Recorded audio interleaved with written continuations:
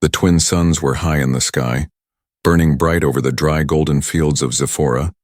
The wheat swayed gently in the wind, whispering secrets to no one. Dust floated in the air like tiny stars, and the sound of a large machine hummed in the distance. A harvester, giant and heartless, rolled slowly forward, its blades already spinning. It was a perfect day for harvesting, until someone noticed what was lying in the wheat. She was just a girl, maybe 18. Her skin was smooth and violet, marked with glowing blue lines. Her white hair spilled over her shoulders. Now tangled and full of dust, she knelt on both knees, her arms tied tightly behind her back with thick brown rope. Her dress was torn and dirty, and blood stained her knees where she had crawled and fallen. She did not cry, not anymore. The tears had dried a long time ago. Behind her, standing near the edge of the field, were her family, her mother, her father, and her older brother, all with hard faces and silent mouths. They did not look angry, only afraid of what she might become. "She carries bad luck," her father had said, his voice shaking. "She's a danger to our crops," her mother whispered. "She's cursed," her brother added. Stepping back, the girl had begged them, pleaded for mercy. "I'm still your daughter," she had cried. But they did not hear her, or maybe they chose not to. In their minds, she was already gone, already given to the harvest. The harvester was nearly 200 meters away now. Its lights blinked red, scanning the area for obstructions. But she was too small to the machine. She was just another bump in the field. Her family turned and walked away slowly, their robes brushing against the wheat. They did not look back, not even once, far away. On a rocky hill near the edge of the farm colony, a human man stood. His name was Darren, a tech maintenance worker for off-grid harvesters. He had been checking the drone signals when his scanner picked up something strange. Heat, body-shaped, unmoving. At first, he thought it was just a wild animal caught in the field. But when he looked through his zoom lens, his heart stopped. There was a girl tied up, directly in the harvester's path. Darren's mind raced. He had seen accidents before. Machines shredding through crates and tools and even livestock, but never a person. Never someone just left like that. He grabbed his emergency pack and sprinted toward the slope, his boots kicking up dust. The ground was uneven, full of old vines and broken stalks, but he didn't stop. His lungs burned, and sweat poured down his back. Still, he ran. The harvester was getting closer. Only 100 meters now. The girl raised her head slowly, hearing the hum growing louder. Her eyes, bright purple and full of fear, locked onto Darren's silhouette. She blinked once, then looked away. Maybe she thought he was just a dream, or maybe she didn't believe anyone would care enough to save her. Darren reached the control panel of the harvester, his fingers trembling. He typed in the shutdown command. Access denied, manual override, owner permission required. His stomach twisted, the machine wouldn't stop. And he had no time left to argue with code. He looked back at her, maybe 40 meters away now. The harvester blade spun like giant silver teeth. He dropped his pack and ran straight into the wheat, pushing through tall golden stalks that slapped his face and arms. The girl was breathing hard now, her eyes wide, her body frozen. He could see the ropes cutting into her skin, see the dirt stuck to her face. She looked like she had accepted death. But Darren had not. "Don't move," he shouted, not knowing if she could even hear him. He reached her just as the roar of the harvester became deafening. He dropped to his knees beside her, yanked a knife from his belt, and began to cut the ropes, one loop, two loops, but it wasn't fast enough. The blades were almost on them. Without thinking, he threw himself over her, covering her body with his own, his back to the machine, his arms shielding her head, then darkness, dust, metal grinding, and silence. The machine stopped finally, but so did everything else, and for a long moment, nothing moved in the field of betrayal. The air was shaking. Dust rose like smoke as the harvester rolled closer. The spinning blades glowed with reflected sunlight, slicing through wheat like a hungry monster. The machine was only meters away now, its weight pressing down the earth with each massive turn. The ground trembled beneath them, but Darren didn't stop. He had just managed to cut the last rope from the girl's arms. Her hands dropped limply to her sides. Too numb to move, she wasn't speaking, not even crying, just staring ahead. Her body frozen as if her soul had already left her. Darren turned, facing the machine. He raised both arms and waved at the sensor lights, screaming, "Override! Emergency shutdown!" But the harvester didn't care. The machine had no ears, no feelings, no fear. Only a job. Cut everything in its path. The scanner didn't even register Darren or the girl as obstacles. They were just heat signatures lost in crop waves. Darren grabbed the girl's shoulders, trying to pull her, but her legs wouldn't work. They were stiff, injured, possibly broken. He lifted her halfway before stumbling. His own foot caught on a buried root. They fell back into the wheat, the girl gasping as her back hit the ground.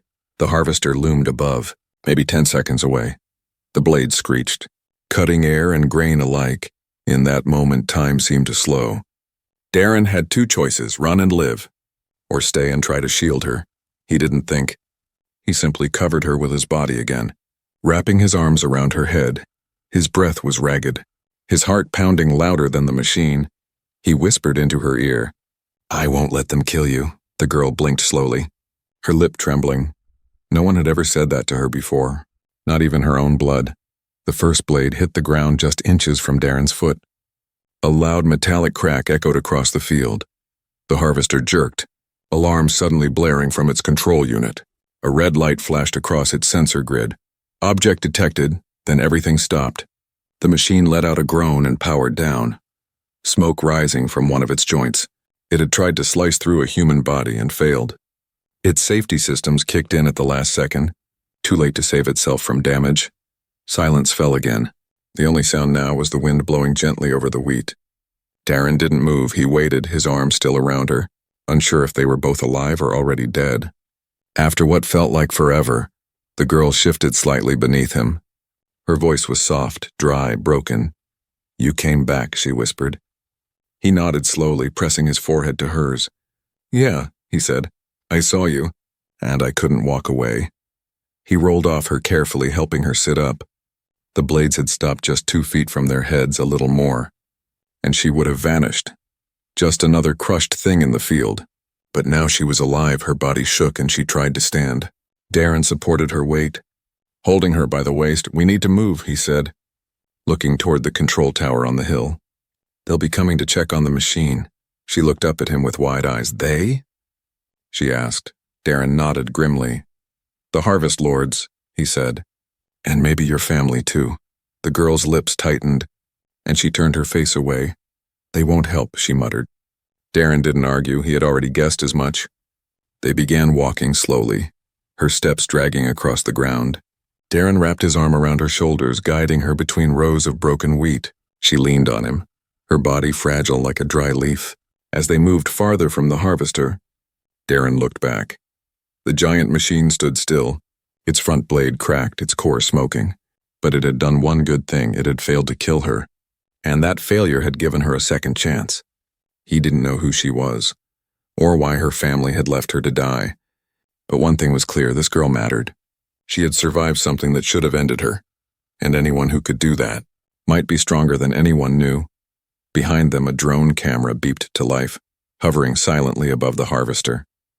It zoomed in on the damage, on the trail of crushed wheat, and then, on the two figures walking away, the drone sent a signal to the colony base, marking the event. Unauthorized human contact detected. But Darren didn't know that yet. He was too focused on the girl beside him, too focused on keeping her alive, too focused on what came next. He looked down at her and asked, "What's your name?" She hesitated, then whispered, "My name is Lyra." He smiled gently. "Lyra," he said, "you're safe now." But in the shadows of the wheat fields, danger was only just beginning. Darren pushed open the flap of his emergency shade tent. The fabric rustled as hot wind tried to lift it, but he held it down. Inside, shadows gave a little comfort from the blazing suns. He guided Lyra in gently, her legs weak, her steps uneven. Her body was trembling, not from cold, but from something deeper. He had laid out a water pack and a small first aid kit. Lyra collapsed softly onto the floor mat. Her arms hugging her chest, Darren handed her the water, and she stared at it as if unsure it was real. "Drink," he said, voice low. "You're safe now, remember?" She took a sip, then another, but her hands were still shaking. Her eyes wandered around the small tent, then back to him. "Why?" she asked suddenly. "Why did you save me?" Darren blinked, surprised. "What do you mean?" he asked. "No one else did," she whispered. Looking down, "My family left me." Her voice cracked. and Darren saw the tears she had tried to hold back. They said I was cursed, she continued. They said the crops died because of me. She gritted her teeth, then looked at him with wide, glowing eyes. They called me Blightborn. Darren didn't know what that meant. Not exactly, but he didn't need to. He could hear the pain in her words. She wasn't just abandoned, she had been blamed. He took a knee in front of her and gently touched her wrist. You're not cursed, he said firmly. You're not some blight either. Lyra looked at him for a long moment, then slowly nodded, but deep down she didn't believe it yet. Darren opened the med kit and began cleaning the deep rope marks on her arms. She winced but didn't pull away. He worked in silence, his hands steady. Each cut told a story of how tightly she had been tied, how long she must have been waiting out there alone. How long were you out there? He asked. She paused, thinking. 2 days, maybe 3, she said, her voice barely a whisper. They said, if the harvester took me, the curse would lift. Darren's heart clenched. He had seen cruelty in the colonies before, but nothing like this, not a child given up like an offering. When he finished wrapping her wrists in clean bandage strips, she whispered, I didn't want to die. He looked up, his voice gentle. Then you're already stronger than they ever were. They sat in silence after that, the heat outside pressing against the tent walls. Lyra's breathing began to slow. Her body was still tired, but her eyes were more alive now. She looked at Darren not like a stranger, but like someone she was trying to understand. He stood up and walked to the small supply crate in the corner. Pulled out a ration bar and placed it in her hands. She hesitated, then began to eat slowly. As if afraid it might vanish. Who are you? She asked. What's your name? Darren, he said, smiling gently. Maintenance tech, ex-Alliance soldier. Lyra tilted her head. Why are you out here? Peace, he answered. I fix machines and stay away from people. He shrugged. But today, people found me anyway. Lyra gave a small smile for the first time. It was weak but real. Darren noticed how the light caught her features. Violet skin with soft glow lines. She was beautiful in a quiet, strange way, like something rare that the world didn't understand. Then a beeping sound broke the moment. Darren turned to his monitor. A small red light was blinking. Unauthorized drone detection. Flagged. He frowned, his fingers flying across the control pad. They saw us, he muttered. Who? Lyra asked quickly. Darren didn't answer right away. He opened the feed, showing a paused image, a drone photo of the harvester, the broken blades, and 2 tiny figures walking away. Colony control, he finally said. They think I damaged their machine to rescue you. Lyra's eyes widened. I didn't ask you to, she cried, panic rising again. I didn't mean to bring you trouble. Darren stepped closer and put a firm hand on her shoulder. This isn't your fault, he said. They were going to kill you, and I made a choice. She looked away, guilt still burning in her eyes. But now they'll come for you too, she whispered. He gave a tired nod. They might, he said. But I've survived worse. He walked to the corner of the tent and began packing supplies. Can you walk? He asked gently. She nodded, slowly rising to her feet. Her knees shook but didn't fall. We'll head for the old bunker west of the ridge, Darren said. Not on the maps anymore, but safe. Lyra followed him out of the tent. The suns were beginning to set, casting long shadows across the golden field. But the shadow behind them was growing larger. A shadow made of fear. Drones and secrets, they didn't know it yet.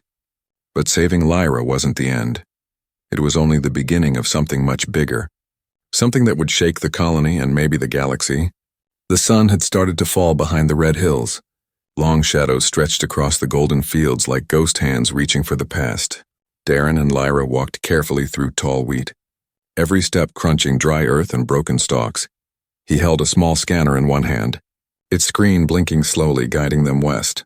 Lyra followed close behind, her legs still weak but her eyes sharp now. They didn't speak much, not because they had nothing to say, but because the wind carried ears. Colony patrols used sound-seeking drones at night, and even a whisper could draw them. Darren had seen it happen, once to a farmer who sneezed too loud near a restricted zone. The scanner beeped twice. They had reached a dry riverbed that cut through the land like an old scar. Darren motioned for Lyra to stop, then crouched low. He scanned the area carefully, looking for signs of movement, lights, dust trails, or footprints. Lyra sat on a flat stone and stared up at the stars. They're watching, she whispered suddenly. Darren turned. Who? The ancients, she said, her voice soft. They're waiting to see what I become. Darren didn't laugh. He had learned something very quickly about Lyra. Her words sounded strange, but there was always truth hiding inside them. He stepped closer and crouched beside her. You said your body carries something, he said. Lyra nodded slowly. Yes, she answered. It's called the Seed of Marin, he frowned. That sounds like an old myth, Lyra gave a weak smile. It is, she said. And also not. She placed a hand over her chest. Just above her heart, it glows sometimes, she said. When I'm scared or angry or close to death, she looked at him, eyes shining in the fading light. My people feared it, but they didn't understand it. Darren reached for a small tool from his belt. A heat scanner, may I? He asked gently. She nodded. He pointed the tool at her chest and watched as the screen blinked. Unusual heat signatures, pulsing energy waves. Not machine.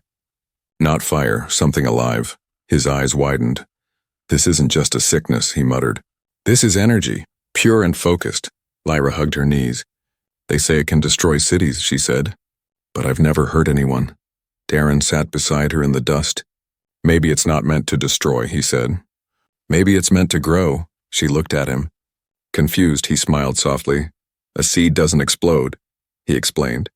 It becomes something new, stronger, greater, alive.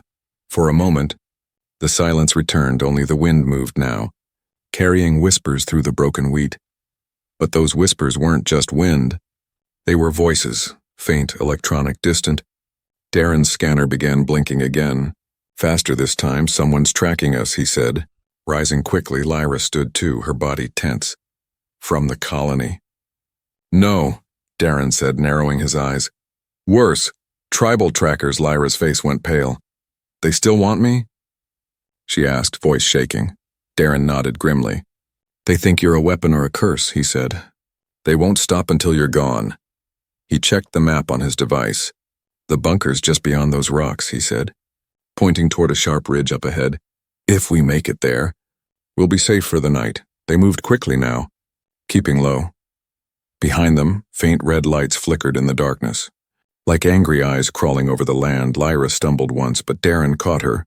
Not much farther, he whispered. You're doing great. As they reached the base of the ridge, the wind shifted, carrying the smell of burnt metal, scorched wires, and something else, something ancient. They climbed the short rocky path and found a half-buried metal door, rusted but intact. Darren pulled a hidden latch and entered a long-forgotten code. The door groaned, then opened with a hiss of dust and stale air. He led Lyra inside, sealing the entrance behind them. Inside the bunker, the air was cooler. Dim lights flickered on from old backup cells. Steel walls lined with shelves of forgotten tools and cracked monitors surrounded them. It wasn't much, but it was safe. Lyra sank to the floor, finally breathing. Darren checked the scanner again. No signals inside. He activated a jamming field just in case. I used to come here when I wanted silence, he said. Now I'm glad it's not empty. She looked at him. Her voice quieter now. I don't know what's happening to me, she said. Something is waking up. He sat beside her and nodded. Then we'll figure it out together, he said. No more running alone. And somewhere deep inside the bunker, a small glowing crystal on the wall responded to Lyra's presence. It lit up faintly, blue and warm like it remembered her. Neither of them noticed, but the bunker did. And so did the stars above, because the whispers in the dust were getting louder, and the galaxy was beginning to pay attention. The bunker was quiet, but the silence was heavy. Outside, the wind passed softly over the ridge, whispering through the broken wheat below. But beneath that whisper, something else moved. Not the breeze, not the night. Men. They wore faded armor with bone-colored masks, symbols painted in blood and dust. Their boots pressed gently into the soil. Leaving no trace, they moved like shadows. Speaking only through hand signs, these were not colony soldiers. These were tribal trackers, loyal to the old laws. The hidden faith, and they had come for Lyra. Back inside the bunker, Darren was building a heat shield, a thin energy barrier meant to block body signals from the outside. His hands worked quickly, his eyes flicking between the power meter and Lyra's face. She sat near the old wall, staring at the strange glowing crystal that had lit up earlier. It knows me, she said quietly. Darren paused. What do you mean? The crystal, she said, reaching toward it slowly. When I got closer, it changed color. She touched it gently, and again the crystal pulsed, a warm blue. It's like it recognizes something inside me. Darren stepped beside her. Curious, he checked the readings. No data, no source. This crystal wasn't part of his old tech. It was older, something forgotten, something waiting. It's reacting to your energy, he said. Maybe this bunker isn't just a shelter. Maybe it was meant for you. Lyra looked at him. Unsure. I don't want to be special, she whispered. I just want to live. Darren gave her a gentle smile. Sometimes people who don't want power are the only ones who can use it right. Before she could respond, the warning light flashed red and fast. Darren spun toward the scanner, his voice turning sharp. They're here, Lyra's body tensed. How many? Darren checked the radar screen. At least 6. No heat signatures. They're using body coolers. Advanced stuff. He grabbed his pulse rifle and handed Lyra a small stun blade. Only use it if they get close, he said. We're not trying to kill, just survive. Outside, the hunters moved closer. They had seen the open ground, the crushed wheat where Darren and Lyra had walked. They had found a broken energy pack dropped on the trail, and now they had surrounded the ridge. One of them raised a hand, signal to breach. Another knelt by the bunker wall, placing a silent charge. They didn't speak. They had done this before. Find the cursed girl. Take her back, dead or alive, preferably dead inside. The lights flickered and the air shifted. The crystal on the wall pulsed faster. Lyra clutched her chest, gasping. It's humming, she said. I feel it inside me, like something waking up. Darren stepped closer. Lyra, listen to me, he said. If something happens, run. Use the hidden exit through the floor panel. Head toward the canyon. Don't stop. She shook her head. I'm not leaving you. But before either could say more, the wall shook violently. A silent blast knocked dust from the ceiling, and part of the wall cracked. The door's lock groaned, sparking. The hunters were coming in. Darren raised his rifle, heart racing. Then the crystal flared, bright blue, then purple, and the temperature dropped. Lyra's body glowed, faint at first, then brighter. Her eyes turned silver white, her breath shallow. I don't know what's happening, she whispered, but I think I can stop them. No, Darren said quickly. You don't need to fight, just stay with me. But the door burst open. 3 masked men rushed in, weapons drawn. The first pointed a sonic blaster at Darren. Step away from the girl, he growled. She belongs to the earth womb now. Darren aimed his rifle. She belongs to no one, he said, and fired. The blast hit the attacker square in the chest, throwing him back, but the others kept coming. Lyra screamed, not in fear, but in something deeper. Her body lit up like a flame of soft light. The crystal on the wall exploded in color, releasing a wave of energy. The hunters stumbled, their weapons short-circuiting. One dropped to the ground, clutching his head. The wall shook as if the bunker itself were alive. And then silence. Darren looked around in shock. The hunters were unconscious. The room was glowing faint blue, and Lyra stood in the middle of it, her feet barely touching the floor. She collapsed a second later. Breathing hard, Darren caught her, holding her gently. You saved us, he whispered. Lyra's voice was soft, fading. No, something inside me did. He held her close as the light dimmed. Above them, the stars shimmered. Below, the wheat fields had gone quiet again, but the message had been sent. The girl they left to die was not going to die so easily. Lyra didn't wake for a long time. Her breathing was soft, steady, and her skin still glowed faint blue under the old bunker lights. Darren sat beside her, watching, waiting.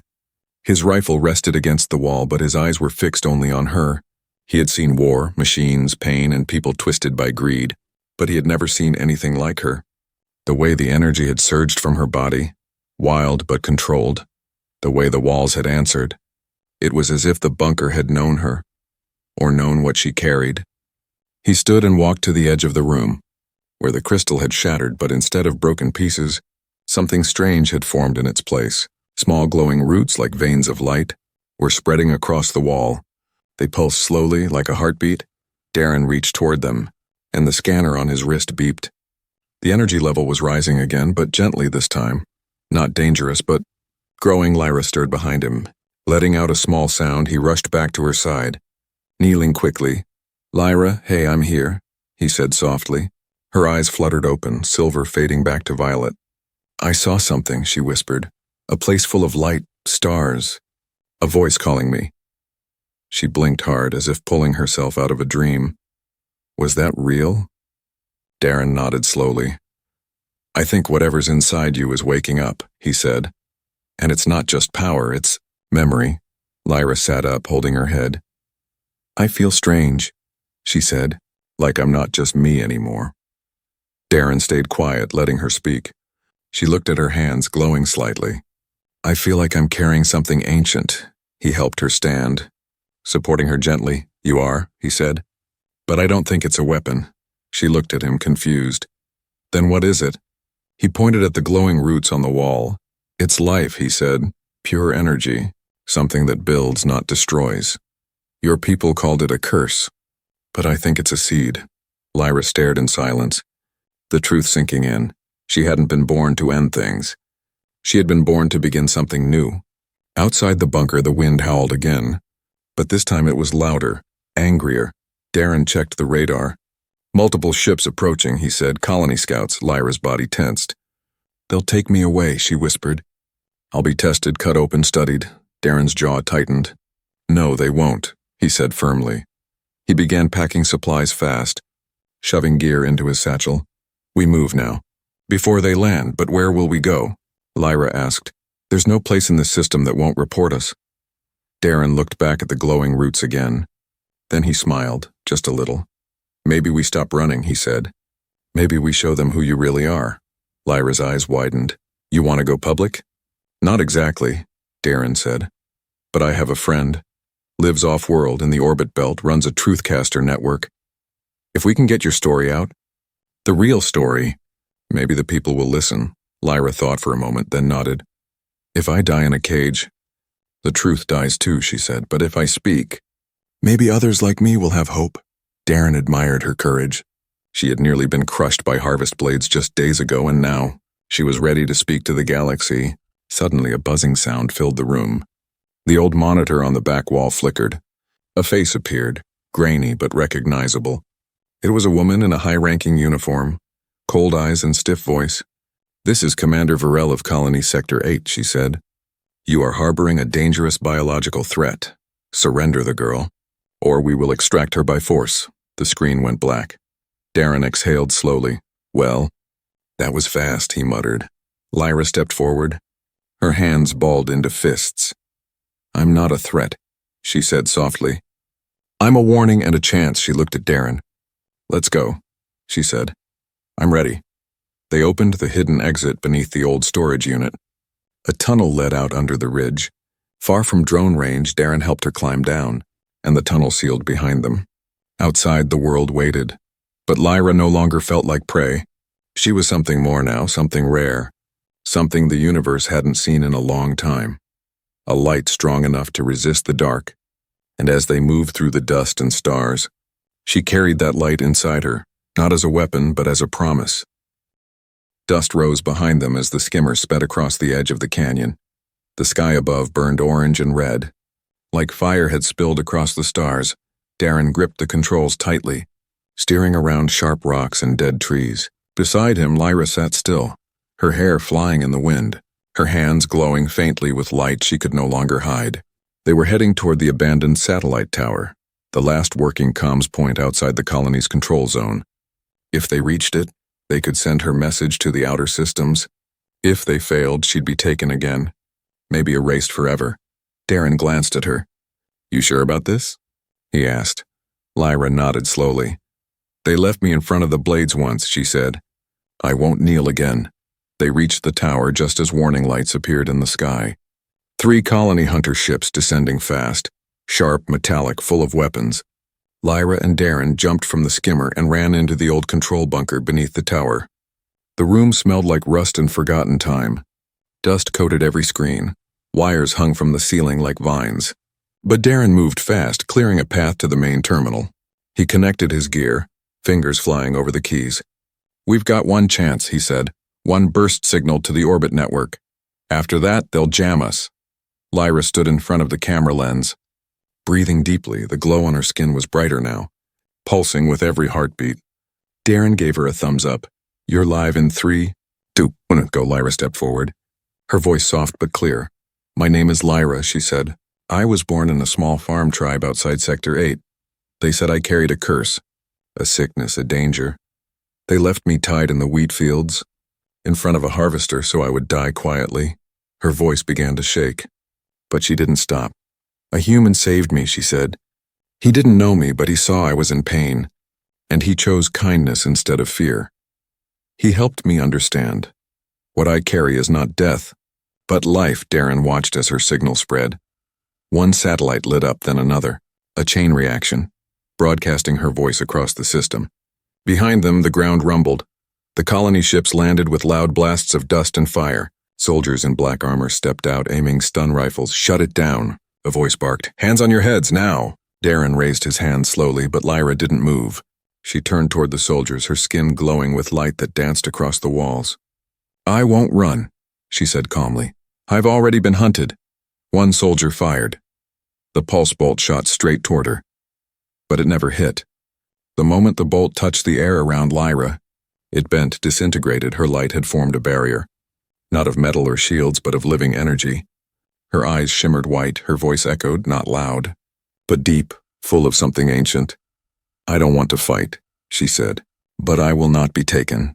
The soldiers hesitated. Confused, they had never seen power like this, gentle, but unbreakable. Darren stepped beside her. Let them hear it all, he whispered. They deserve to know what you are. One officer raised a comm to her ear, then froze. What? She muttered. She turned toward the others, panic in her voice. The broadcast. It's everywhere. 12 systems are watching this now. Lyra looked into the camera one last time. I'm not the only one, she said. There are others like me, hidden, rejected, afraid. If you hear this, know that you are not alone. We are not curses, she whispered. We are the seed of something better. The light around her flared, but it didn't blind. It warmed the air, softened the shadows. Even the soldiers began to lower their weapons, not from fear, but from understanding. One of them, an older man with gray in his beard, stepped forward. I had a daughter once, he said. She glowed like you, and we hit her. He removed his helmet and dropped his rifle. I'm sorry, Lyra nodded slowly. I forgive you. And in that moment, something changed. Not in laws or governments, but in hearts. A girl once left for dead had become a beacon. Later that night, the stars burned brighter. Darren and Lyra stood on a hill. Looking out over the colony, people were gathering. Not with chains, but with curiosity. Not with hate, but with hope. Darren turned to her. You did it, he said. Lyra looked up, eyes shining. No, she whispered. We did it. Because even when the world turns its back, even when the blades are spinning, all it takes is one human who refuses to walk away, and a spark inside a girl who was never broken, only waiting to shine.